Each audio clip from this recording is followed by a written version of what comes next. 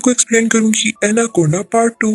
Starting scene में हम जंगल में दो शिकारियों को देखते हैं। वहीं पर एक शेर भी होता है जो उनमें से एक शिकारी पर अटैक कर देता है और वो पानी में गिर जाता है। लेकिन तभी पानी में से कोई चीज उसको नीचे खींच लेती है और अब यहाँ से सीन चेंज होता है। हम एक आदमी को देखते हैं जो कि किसी मीटिंग में होता है। उसने कुछ इन्वेस्टर से पैसे ले रखे थे। ने ये कहा था कि मैं इन पैसों को यूज करके कोई चीज इन्वेंट करूंगा या डिस्कवर करूंगा। सारे लोग उसे कह रहे होते हैं कि ना तो अभी तक तुमने कोई चीज बनाई ना डिस्कवर की, तो हमारे पैसे तुम हमें वापस कर दो। अगर ऐसा नहीं कर सकते तो अपनी रिसर्च यहीं रोक दो, हम तुम्हें और पैसा नहीं देने वाले।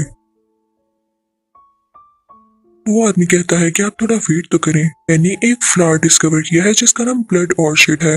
उसको यूज करके इंसान हमेशा के लिए जवान रह सकता है। उनको लोकेशन भी बताता है कि ये कहाँ पर मिल सकता है। ये जगह एक आइलैंड था और ये लोग वहाँ जाने के लिए निकल पड़ते हैं। उस रिसर्चर की एक असिस्टेंट भी थी जिसका नाम सैम था। लोगों को बताया जाता है कि मौसम काफी खराब होने वाला है, तो हमारी बोट इतनी एडवांस नहीं कि वहां तक इस बारिश में जा सके। तो वो एक लड़के बिल से कांटेक्ट करते हैं जिसकी बोट काफी अच्छी थी और वही इन लोगों को वहां तक लेकर आसानी से जा सकता था। बिल इनको वहां तक पहुंचाने के लिए काफी ज्यादा पैसे लेता है, लेकिन अब उस रिसर्चर को जैसे भी करके वो ब्लड ऑर्चिड फ्लावर लाना ही था। तो वो मान जाता है और अपनी टीम के कुछ लोग लेके वहां के लिए निकल पड़ते हैं। ये सब जैसे ही रात होती है तो बारिश का तूफान बढ़ने लगता है। बिल काफी परेशान हो जाता है और वो जाकर उन लोगों से बात करता है। वो कहता है कि इस मौसम में हम कैसे आगे बढ़े। तो उस रिसर्चर का आदमी से कहता है कि तुम और पैसे ले लो क्योंकि हम अब पीछे नहीं जा सकते, तुम जैसे तैसे करके हमें वहां पर पहुंचा दो। तो बिल को ये बात माननी पड़ती है क्योंकि वो पहले भी इतने पैसे ले चुका था। अब वो वापस जाता भी कैसे। खैर अब वो आगे बढ़ने लगते हैं, लेकिन जैसे ही सुबह होती है तो उनकी बोट भी खराब होना शुरू हो जाती है। वो मूव ही नहीं कर रही थी। वो चलते चलते ऐसी जगह पर पहुंच जाते हैं जहां से आबशार बह रहा था, यानी उनकी बोट अब पानी में बहती बहती नीचे गिरने वाली थी। जिसका डर था वही होता है, बोट वहां से नीचे गिर जाती है। बोट पूरी तरह से टूट चुकी थी, उसमें मौजूद सामान भी बिखर चुका था। जो सामान रिसर्चर और बिल का था वो भी टूट के खराब हो चुका था। सब लोग काफी परेशान होते हैं और किनारे पर आकर बैठ जाते हैं। लेकिन तभी बिल कहता है कि परेशान नहीं हो, यहाँ मेरा एक दोस्त है जो कि हमारी मदद कर सकता है। फिर किसी तरह से उसे कांटेक्ट करते हैं तो वो कहता है कि मैं $2000 लूंगा हेल्प करने के, लेकिन जहाँ तुम लोग जाना चाहते हो वहाँ तुम लोगों को 10 घंटे में ही पहुंचा दूंगा। लेकिन उस आदमी तक पहुंचने के लिए भी इन्हें किसी गंदे से रास्ते से गुजर कर जाना था। वहाँ पर काफी ज्यादा पानी इकट्ठा हुआ था। ये लोग वहाँ से गुजरने लगते हैं। बिल के पास एक पेट बंदर भी था जो कि वहाँ से डर के दरख्त पे चढ़ जाता है, यानी उसने कोई खतरा फील कर लिया था।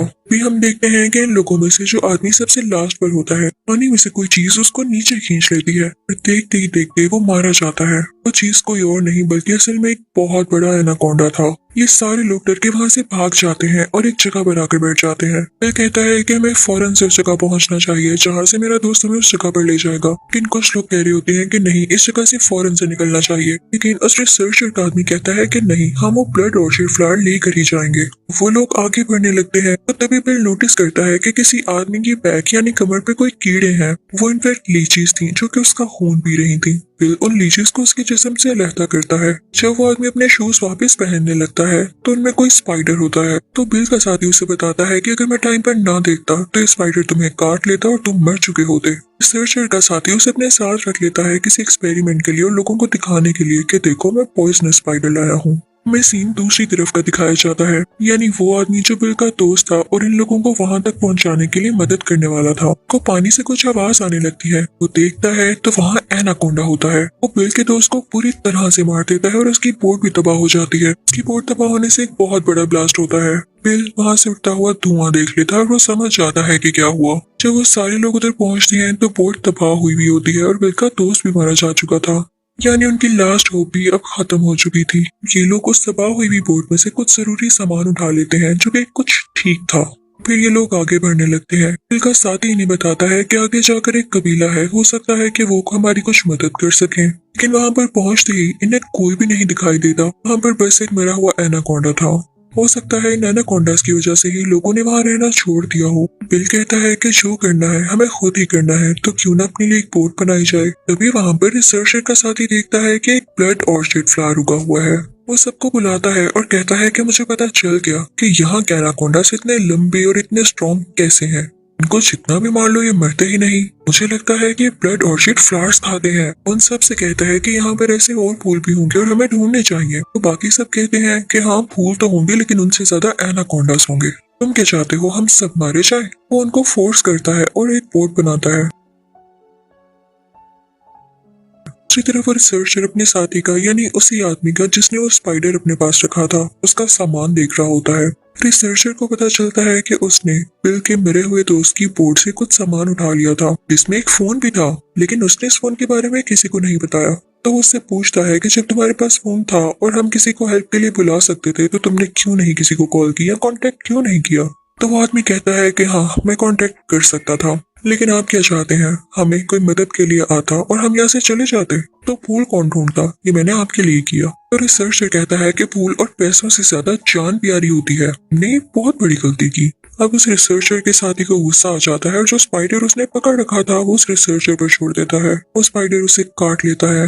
रिसर्चर को कुछ होने लगता है। वो सब लोग वहां से निकलने वाले होते हैं, लेकिन रिसर्चर अभी तक नहीं पहुंचा था। तो उसके असिस्टेंट सैम उसे बुलाने के लिए जाती है, लेकिन देखती है कि वो पैरालाइज्ड है। वो गुस्से में बाहर जाती है और कहती है कि ऐसा हाल उसका किसने किया है। उतनी ही देर में वहाँ पीछे एनाकोंडा आ जाता है जो कि उस रिसर्चर को निगल लेता है और अब वो रिसर्चर मारा जा चुका था।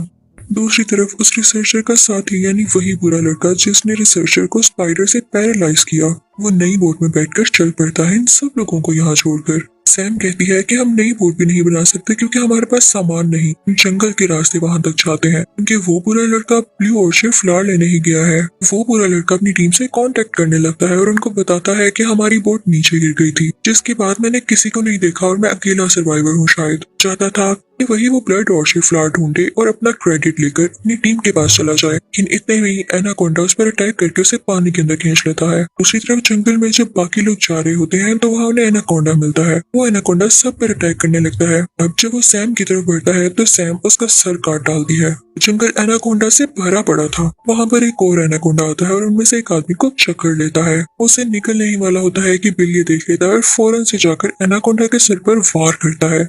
इसकी वजह से एनाकोंडा मर जाता है और उस आदमी को छोड़ देता है। ये भी एक मिरेकल था, वरना वो आदमी इस एनाकोंडा के हाथों मारा जाता। वो बुरा लड़का भी जैसे तैसे करके उस जगह पहुंच जाता है जहाँ पर बहुत सारे ब्लड ऑर्चिड फ्लावर्स थे। बाकी लोग भी जैसे तैसे करके जंगल से होते हुए वहां तक पहुंच जाते हैं। ये सब लोग उस बुरे लड़के की बोट को यूज करके वापस जाने वाले थे, लेकिन उस लड़के को ये फील हो जाता है और वो वापिस आता है, सब पर गन पॉइंट कर लेता है। वो बिल के सर पर वार करके उसे बेहोश कर देता है और बाकी सबको अपने साथ आने का कहता है। पूरा लड़का सैम पर गन पॉइंट कर लेता है और उससे कहता है कि आगे एनाकोंडास है, मैं तुम्हें जैसा कहूँ वैसा ही करूँ। तुम यहाँ से जाओगी और वो ब्लड ऑर्चिड फ्लावर्स इस बैग में डालोगी। नहीं, वो बुरा लड़का अपनी जान का रिस्क नहीं ले रहा था, वो सैम पर सारा बर्डन डाल रहा था। सैम को ऐसा करना पड़ता है और वो बैग लेके ब्लड ऑर्चिड फ्लावर्स तोड़ने लगती है, लेकिन तभी वो दरख्त टूटने लगता है। सैम जल्दी से वो फ्लावर्स वाला बैग उस बुरे लड़के की तरफ फेंकती है, लेकिन तब बिल को भी होश आ चुकी थी। वो उस बुरे लड़के पर अटैक करने लगता है। उस बुरे लड़के के हाथ में जो बैग था वो नीचे गिर जाता है और उसमें से स्पाइडर बाहर उसको काट लेता है, जिससे वो पैरालाइज होने लगता है और फिर नीचे गिर जाता है। एनाकोंडा उसे हमेशा के लिए अपने साथ ले गया था। दूसरी तरफ दरख्त टूट जाने की वजह से सैम भी नीचे गिर जाती है। इन सब एनाकोंडास का ध्यान पहले उस बुरे लड़के की तरफ था जो कि उसे खाने वाले थे। सैम जल्दी से अपनी जान बचाकर वहां से निकल आती है, लेकिन तभी एक एनाकोंडा का ध्यान सैम की तरफ जाता है और वो उसे खाने ही वाला होता है। तभी सैम का साथी उसके मुंह पर फ्यूल डाल देता है और उसको आग लगा देता है और शूट करके वह बहुत बड़ा ब्लास्ट होता है। वो सारी जगह टूटने लगती है, वहाँ की मिट्टी में क्रैक्स आने लगते हैं और वो नीचे धंसने लगती है। सारे एनाकोंडास भी उसके अंदर धंसने लगते हैं और उनके ऊपर मिट्टी आकर गिरती है। यानी सारे एनाकोंडास अब मारे जा चुके थे। ये लोग ऊपर की तरफ थे तो ये लोग वो बोट लेके वहाँ से निकल आते हैं। ये लोग सेफ थे क्योंकि कोई एनाकोंडा नहीं बचा था। लोग सोचते हैं कि कुछ भी हो जाए हम हिम्मत करके वापस अपने घरों को जाएंगे और इसी के साथ एनाकोंडा पार्ट 2 भी खत्म हो जाता है।